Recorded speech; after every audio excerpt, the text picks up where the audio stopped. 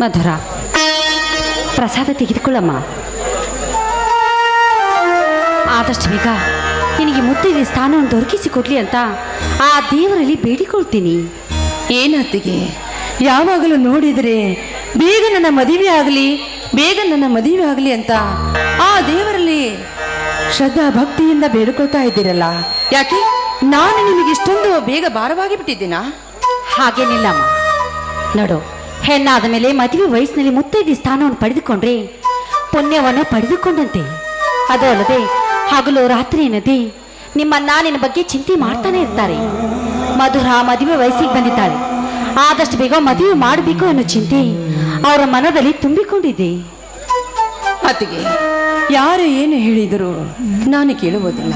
ಯಾಕಂದ್ರೆ ನನ್ನ ವಿದ್ಯಾಭ್ಯಾಸ ಮುಗಿಯುವವರೆಗೂ ನನ್ನ ಮದುವೆ ವಿಷಯ ಪ್ರಸ್ತಾಪ ನನ್ನ ಮುಂದೆ ಮಾಡಬೇಡಿ ಅತ್ತಿಗೆ. ಈ ವರ್ಷಿನಲ್ಲಿ BA ಫೈನಲ್ನಲ್ಲಿ ಫಸ್ಟ್ ಕ್ಲಾಸ್ನಲ್ಲಿ ಪಾಸ್ ಆಗಬೇಕೆಂದು ಹಗಲೆರಳು ಓದ್ತಾ ಇದ್ದೀನಿ. ಅಂದಾಗ ಈಗಿರುವಾಗ ಈ ಊರಿಗೆ ಬಂದಾಗೊಮ್ಮೆ ನೀವಾಗಲಿ ಅಣ್ಣನಾಗಲಿ ಮಾತಿಗೊಮ್ಮೆ ನನ್ನ ಮದುವೆ ಬಗ್ಗೆ ವಿಷಯ ಹೋಗಿ ಮಾತನಾಡ್ತಾ ಇದ್ದೀರಾ. ಈ ರೀತಿ ಮಾತನಾಡಿದ್ರೆ ನನ್ನ ಮನಸ್ಸಿಗೆ ಬೇಸರವಾಗುತ್ತಿದೆ ಅತ್ತಿಗೆ. ಅಲ್ಲಮ್ಮ, ಬೇಸರ ಮಾಡಿಕೊಂಡ್ರೆ ಹೇಗೆ? ಓದು ಮುಗಿಯೋವರೆಗೂ ಮದುವೆ ಬೇಡ ಅಂದ್ರೆ ಸುಮ್ಮನೆ ಬಿಟ್ಬಿಡ್ತೀವಿ. ಆದ್ರೆ ನಿನಗೊಂದು ಒಳ್ಳೆ ವರವನ್ನು ಹುಡುಕಿ ಆದಷ್ಟು ಬೇಗ ನಿನ್ನ ಮದುವೆಯನ್ನು ನಿಶ್ಚಯ ಮಾಡಬೇಕೆನ್ನುವುದೇ ನಮ್ಮ ಆಸೆ. ನೀನು ಬಂದರೂ ಕೂಡ ಇರುವುದು ಬರೀ 4-5 ದಿನ ಅಷ್ಟೇ. ಅಂದಮೇಲೆ ನಿನ್ನ ಬಗ್ಗೆ ನಾವು ಚಿಂತೆ ಮಾಡೋದು ತಪ್ಪೇನಮ್ಮ?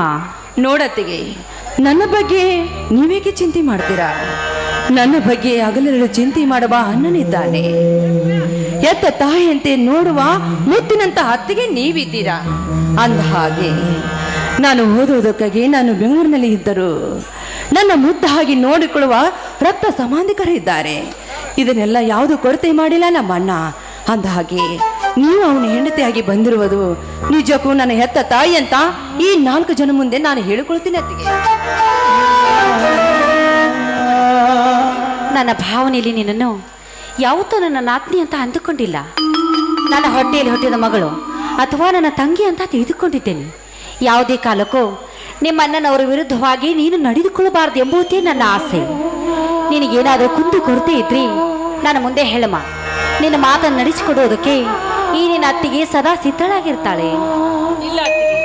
ಇಲ್ಲ, ನಿನ್ನಷ್ಟ ಪವಿತ್ರವಾದ ಗುಣದವನು ನನ್ನಣ್ಣ. ಅಂದಾಗಿ ನೀ ಇಬ್ಬರು ನನ್ನ ಅಣ್ಣ ಹತ್ತಿಗೆ ಆಗಿ ಬಂದಿದ್ದು ಯಾವ ಜನ್ಮದೋ ನಾ ಎಂದು ತಿಳಿದುಕೊಂಡಿದ್ದೀನಿ ಅತ್ತಿಗೆ. ಅಂದಾಗಿ ನನ್ನ ಅಣ್ಣ ಇರದಿದ್ದರೆ ನಾಯಿಯಂತೆ ಬೀದಿ ಮೇಲೆ ಬದುಕಬೇಕಾಗಿತ್ತು ಈ ನನ್ನ ಜೀವನ. ಅದು ಯಾವ ಜನ್ಮದ ಪುಣ್ಯವೋ ಏನೋ ದೇವರಂತೆ ಇರುವ ನನ್ನ ಜೋಪಾನ ಮಾಡಿದ್ದಾನೆ. ಎಷ್ಟು ಅವನನ್ನು ಬಂಧಿಸಿದ್ರು ಅವನ ಋಣ ತೀರಿಸಲಾರದು ಅತ್ತಿಗೆ. ನೋಡವ, ನೀನೇನು ಬೇರೆಯವಳ, ಇಡೀ ಮನೆಯಲ್ಲಿ ಹುಟ್ಟಿ ಬೆಳೆದವಳು. ಈ ಮನೆ ಹೆಣ್ಣಾದ ನಿನ್ನನ್ನು ಮನೆ ಮಗಳಂತೆ ನೋಡಿಕೊಳ್ಳುದಿದ್ರೆ ನೋಡಿದ ಜನ ಏನಂತಾರು? ಅದರದೇ ಕ್ಷಣ ಕ್ಷಣಕ್ಕೂ ನಿನ್ನ ಬಗ್ಗೆ ಯೋಚನೆ ಮಾಡುವುದು ನಮ್ಮ ಕರ್ತವ್ಯ ಅಲ್ವಾ? ಅತ್ತಿಗೆ, ಈ ಯುಗದಲ್ಲಿ ಅಣ್ಣನಂತ ಪ್ರೀತಿ ವಾತ್ಸಲ್ಯ ಕರುಣೆ ತೋರುವ ಬಂಧುಗಳು ಕಾಣುವುದು ಕಮ್ಮಿ. ನಾನು ಬೆಳಗ್ಗೆ ಬೆಂಗಳೂರಿಗೆ ಹೋಗಬೇಕಾದವಳು ಅಣ್ಣನಿಗೋಸ್ಕರ ಇಲ್ಲಿವರೆಗೂ ದಾರಿ ಕಾಯ್ತಾ ಇದ್ದೀನಿ. ಯಾಕೆ ಗೊತ್ತಾ? ಅವನ ಜೊತೆ ಮಾತನಾಡದೆ ಅವನ ಮುಖ ನೋಡದೆ ನನ್ನ ಓದೋದು ಕೂಡ ನನ್ನ ಮನಸ್ಸು ಸರಿ ಇರುವುದಿಲ್ಲ. ಅದಕ್ಕೋಸ್ಕರ ಅವನನ್ನು ಆಶೀರ್ವಾದ ಪಡೆದುಕೊಂಡು ಹೋಗಬೇಕೆಂದು ಇಲ್ಲಿವರೆಗೂ ನಾನು ದಾರಿ ಕಾಯ್ತಾ ಇದ್ದೀನಿ.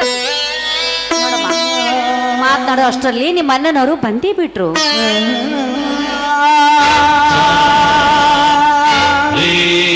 ಬನ್ನಿ, ಇನ್ನೊಂದು 4-5 ದಿನ ಇದ್ದು ಹೋಗು ಅಂತ ಹೇಳಿದ್ರು ಕೂಡ ನನ್ನ ಮಾತು ಕೇಳ್ತಾನಿಲ್ಲ. ಈಗಲೇ ಹೋಗ್ತೀನಿ ಅಂತ ಹೇಳ್ತಾ ಇದ್ದಾಳೆ. ಹೌದೇನಮ್ಮ ಮಧುರ? ಹೌದಣ್ಣ, ನಾನು ಬೆಂಗಳೂರಿಗೆ ಹೋಗಲೇಬೇಕು. ಯಾಕಂದ್ರೆ ನಾಳೆ ನನ್ನ ಫ್ರೆಂಡ್ಸ್ ಸೇರಿ ನಾನು ಟೂರಿಗೆ ಹೋಗ್ಬೇಕಾಗಿದೆ. ಏನಮ್ಮ ಇದು? ನೀನು ಯಾವಾಗ ಬರ್ತೀಯೋ ಯಾವಾಗ ಹೋಗ್ತೀಯೋ ಒಂದು ತಿಳಿಯದಂತಾಗಿದೆ.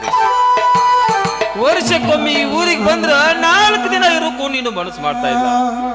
ಯಾವಾಗ್ಲೂ ಬೆಂಗಳೂರು ಅಂತ ಬಡದಾಡಿದ್ರ ನಿನ್ನ ಮದುವೆಯ ಬಗ್ಗೆ ನಾ ಯಾವಾಗಮ್ಮ ವಿಚಾರ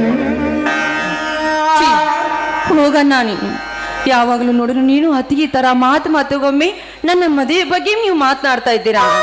ಯಾಕನ್ನ ಇಷ್ಟೊಂದು ಆತುರ? ಯಾಕೆ ನೀನ್ ನನ್ನ ಮದುವೆ ಬಗ್ಗೆ ಇಷ್ಟೊಂದು ಚಿಂತೆ? ಯಾಕನ್ನ ನಿನ್ನಲ್ಲಿ? ತಂಗಿ, ನಿನ್ನ ಬಗ್ಗೆ ಚಿಂತೆ ಮಾಡಬೇಕಾಗಿಲ್ಲಮ್ಮ. ಅದಕ್ಕೋಸ್ಕರ ಹಗಲಿರುಳು ಚಿಂತೆ ಮಾಡ್ತಿದ್ದೀನಿ. ಯಾಕಂದ್ರ ನೀನು ಚಿಕ್ಕವಳಿದ್ದಾಗ ನಮ್ಮನ್ನು ಎತ್ತವರು ನನ್ನಿಂದ ದೂರವಾಗಿ ಹೋದ್ರು. ನಾನಿನ್ನೂ ಮದುವೆ ಆಗಿರಲಿಲ್ಲ. ಅಮ್ಮ ಸಾಯುವಾಗ ನನ್ನನ್ನು ಕರೆದು ಬಂದು ಮಾತು ಹೇಳಿದಳಮ್ಮ, ನೋಡು ವೀರಭದ್ರ, ನಿನ್ನ ತಂಗಿ ಇನ್ನು ಚಿಕ್ಕವಳಿದ್ದಾಳ, ಏನು ತಿಳಿಯದ ಹಸುಗುಸು. ಅವಳ ಮನಸ್ಸು ನೋಯಿಸದೆ ಅಂದ ಚಂದವಾಗಿ ಬೆಳೆಸಿ ಅವಳ ಮನಸ್ಸಿಗೆ ಬರುವ ವರನೊಂದಿಗೆ ವೈಭವದಿಂದ ಮದುವೆ ಮಾಡು ಎಂದು ನನ್ನ ಹಡೆದ ತಾಯಿ ನನ್ನಿಂದ ವಚನ ತೆಗೆದುಕೊಂಡಳು.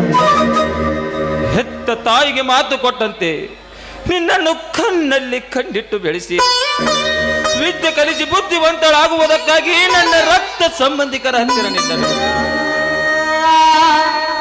ನಿನ್ನ ಮನದಿಚ್ಛೆಯಂತೆ ಮದುವೆ ಒಂದನ್ನು ಮಾಡಿ ಮುಗಿಸಿ ಬಿಟ್ರ ಹಡೆದವರ ಮಾತು ಮುಟ್ಟುತ್ತಿದೆ ಎಂದು ಈ ನಿನ್ನ ನಿನಗಾಗಿ ಚಿಂತೆ ಮಾಡುತ್ತಿರೋಣಪ್ಪ.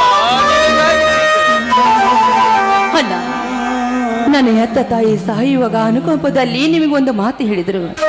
ಅದರ 3 ಪಟ್ಟು ನನ್ನನ್ನು ಮುದ್ದಿಸಿ ಹಾಲು ಉಣಿಸಿ ಬೆಳೆಸಿ ದೊಡ್ಡವಳನ್ನಾಗಿ ಬುದ್ಧಿವಂತರನ್ನಾಗಿ ಮಾಡಿದ್ದೀರಾ. ಅಷ್ಟೇ ಅಲ್ಲಣ್ಣ, ನಾನು ಕಲಿಯಬೇಕೆಂದು ವಿದ್ಯೆಯನ್ನು ಕಲಿಸಲು ಮತ್ತೊಬ್ಬರ ಮನೆಯಲ್ಲಿ ಕೈ ಮುಗಿದು ನೀವು ಹೇಳಿದ್ದೀರಾ. ಅತ್ತಿಗೆ ಆದರೂ ನನ್ನ ಹೆತ್ತ ತಾಯಿಯಂತೆ ನೋಡ್ತಾ ಇದ್ದಾಳೆ ನನ್ನ ಮುದ್ದಿನ ಅತ್ತಿಗೆ. ನಿಮ್ಮಿಬ್ಬರಲ್ಲಿರುವ ಈ ಋಣವನ್ನು ಮಾಡಿದ್ದ ನಾನು ಯಾವ ಉಪಕಾರ ಮಾಡಿ ತೀರಿಸಬೇಕೆಂದು ನನಗೆ ತಿಳಿಯದಾಗಿದೆ ಅಣ್ಣ. ಋಣ ತೀರಿಸುವ ಭಾರ ನೀನು ಹೊರಬೇಡಮ್ಮ. ಅಣ್ಣನಾಗಿ ನಾನು ಮಾಡಬೇಕಾದ ಕರ್ತವ್ಯ ಮಾಡ್ತಾ ಇದ್ದೇನೆ ಅಷ್ಟೇ. ಈ ಮನೆ ಹೆಣ್ಣಾಗಿ ನೀನು ತೀರಿಸುವ ಋಣ ಒಂದೇ ಒಂದು ತಂಗಿ, ಒಂದೇ ಒಂದು. ಯಾವುದನ್ನ ಅದು? ನೋಡಮ್ಮ ತಂಗಿ, ನೀನು ನನ್ನ ಒಡ ಹುಟ್ಟಿದ ತಂಗಿ ಆದ್ರೂ ನಾವಿಬ್ಬರು ಗಂಡ ಹೆಂಡರು ಕೂಡಿ ನಿನ್ನನ್ನು ಮಗಳಂತೆ ನೋಡಿಕೊಂಡು ಈ ಹಡೆದವರ ಮನೆತನ ಬಹುಕಾಲದ ಸಂಸ್ಕೃತಿ ಶಿಖರ ಹೊಂದಿದ ಮನೆತನ, ಮಾನ ಮರ್ಯಾದೆಗಳಿಂದ ತುಂಬಿದ ಮಂದಿರವಿದು. ಅದಕ್ಕಾಗಿ ಯಾವ ಕಾಲಕ್ಕೂ ಈ ಮನೆತನದ ಕೀರ್ತಿಗೆ ಕಳಂಕ ಬರದಂತೆ ನೋಡಿಕೊಳ್ಳುವ ಹೊಣೆ ನಿನ್ನ. ಇದೊಂದೇ ಅಮ್ಮ, ಇದೊಂದೇ ಅಮ್ಮ ಈ ನನ್ನ ಪ್ರಾರ್ಥನೆ. ಆಯ್ತಲ್ಲ, ಹಡೆದವರ ಮನೆಗೆ ಹಾಲಾಗಿ ಪಡೆದವರ ಮನೆಗೆ ಅನ್ನವಾಗಿ, ಆದರೆ ನೋಡವರ ಕಣ್ಣಿಗೆ ಬೆಲ್ಲವಾಗಿ ಕಾಣುತ್ತೇನಣ್ಣ ಎಂದು ನಾನು ನಿನಗೆ ಮಾತು ಕೊಡ್ತಾ ಇದ್ದೀನಣ್ಣ. ನಾನು ನಿನಗೆ ಮಾತು ಕೊಡ್ತಾ ಇದ್ದೀನಿ.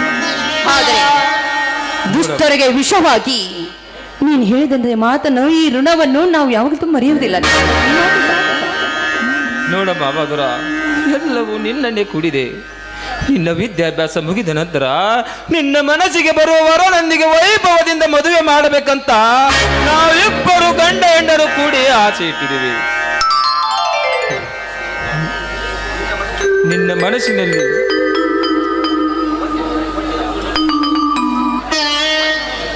ಒಟ್ಟಿನಲ್ಲಿ ತಂಗಿ ನೀನು ಮುತ್ತೈದೆಯಾಗಿ ಈ ಹಡೆದವರ ಮನೆತನ ನಗು ನಗುತ್ತಾ ಜೀವನ ಸಾಗಿಸುವುದನ್ನು ಈ ನನ್ನ ಕಣ್ಣಾರೆ ಕಾಣಬೇಕಾಗಿದೆ ಅಮ್ಮ. ಅದಕ್ಕಾಗಿ ತಂಗಿ ನಿನ್ನ ಮದುವೆ ಆದಷ್ಟು ಬೇಗ ಮಾಡಿ ಮುಗಿಸಬೇಕನ್ನುವುದೇ ನಿನ್ನ ಅಣ್ಣನ ತೀರ್ಮಾನ. ಅಣ್ಣ, ಆಕಸ್ಮಿಕವಾಗಿ ನಾನು ಯಾರನ್ನಾದರೂ ಪ್ರೀತಿ ಮಾಡಿದ್ರೆ ಅವ್ರ ಜೊತೆ ನನ್ನ ಮದುವೆ ಮಾಡ್ತಾರೆ ತಾನೆ?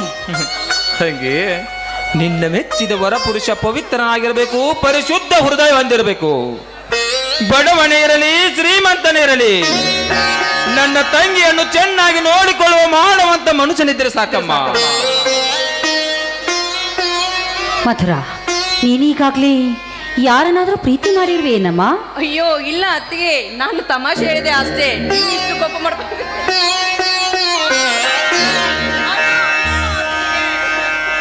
ಮಧುರ, ಮತ್ತೆ ನೀನು ನಾಳೆ ಬೆಂಗಳೂರಿಗೆ ಹೋಗೋಳು. ಮನೆಯಲ್ಲಿ ಸ್ವಲ್ಪ ರೆಸ್ಟ್ ತೆಗೆದುಕೋ. ನಾನು ತೋಟದ ಕಡೆ ಹೋಗಿ ಬರ್ತೀನಮ್ಮ. ಹೌದಣ್ಣ? ನೋಡಮ್ಮ, ಪ್ರೀತಿ ಪ್ರೇಮ ಎನ್ನೋ ಚೆಲ್ಲಾಟದಲ್ಲಿ ಬಾಳೆಲ್ಲ ಚದುರಿ ಹೋಗೋದು. ನಾವಿನ್ನೂ ಜೀವಂತವಾಗಿದ್ದೀವಿ. ನಿನಗೊಂದು ಒಳ್ಳೆಯ ವರವನ್ನು ಹುಡುಕಿ ಮದುವೆ ಮಾಡೋ ಭಾರ ನಮಗಿರಲಿ. ಅದಕ್ಕೆ ಯಾವ ಪರ ಪುರುಷನನ್ನು ಕಣ್ಣೆತ್ತಿ ನೋಡಬೇಡಮ್ಮ. ಇಲ್ಲ ಅತ್ತಿಗೆ, ನಿಮ್ಮ ಇಷ್ಟದಂತೆ ನಾನು ನೋಡ್ಕೊಳ್ತೇನೆ. ನಿಮ್ಮ ಆಸೆಗೆ ನಾ ಯಾವತ್ತೂ ಅಡ್ಡಿ ಆಗಲ್ಲ. ಆಯ್ತಿಲ್ಲ? ಈಗಲಾದ್ರೂ ಸಮಾಧಾನ ಇತ್ತಲ್ಲ ನನ್ನ ಮುದ್ದಿನ ಅತ್ತಿಗೆಗೆ? ನನ್ನ ಬಂಗಾರದಂತ ತಂಗಿ ನೀನು.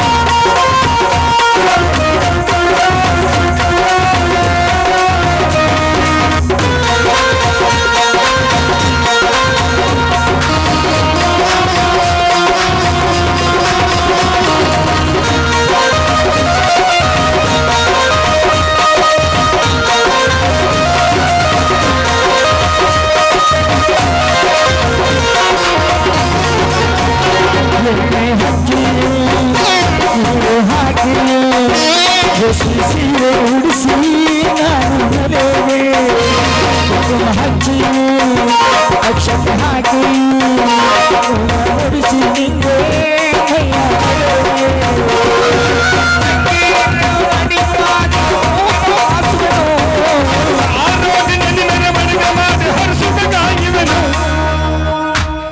ಕಣ್ಣೊರೆಸುತ್ತ ಕಾಯುವನು ನನ್ನ ಬಂಗಾರ ನನ್ನ ಬಂಗಾರ ನನ್ನ ತಂಗಿಗಾರೆಲ್ಲವೂ ಹೇಗೆ ಹಾಡಾಗಲಿ ಸಂತೋಷ ತುಂಬಿ ನನ್ನ ಬಲಿದಾನಲಿ ನಾನು ಹಾಯಾಗಲಿ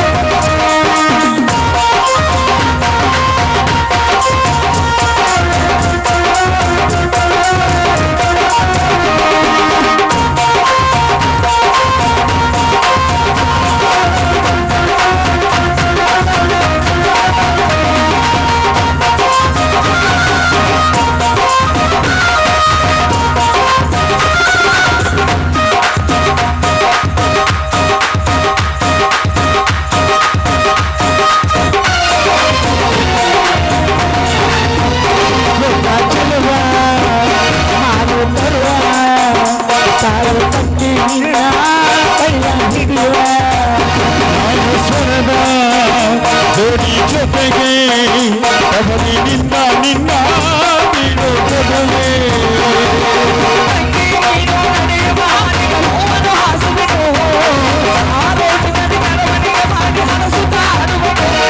ಕಣ್ಣೊರೆಸುತ್ತ ಹಾಡುವೆನು ನನ್ನ ಬಂಗಾರದ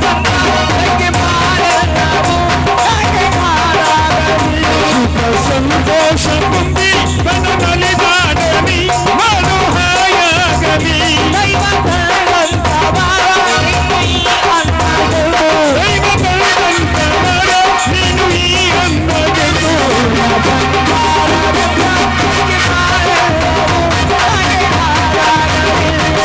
ಸಂತೋಷ ತುಂಬಿ ನನ್ನ ಬಲಿದಾನಲಿ ನಾನು ಹಾಯಾಗಲಿ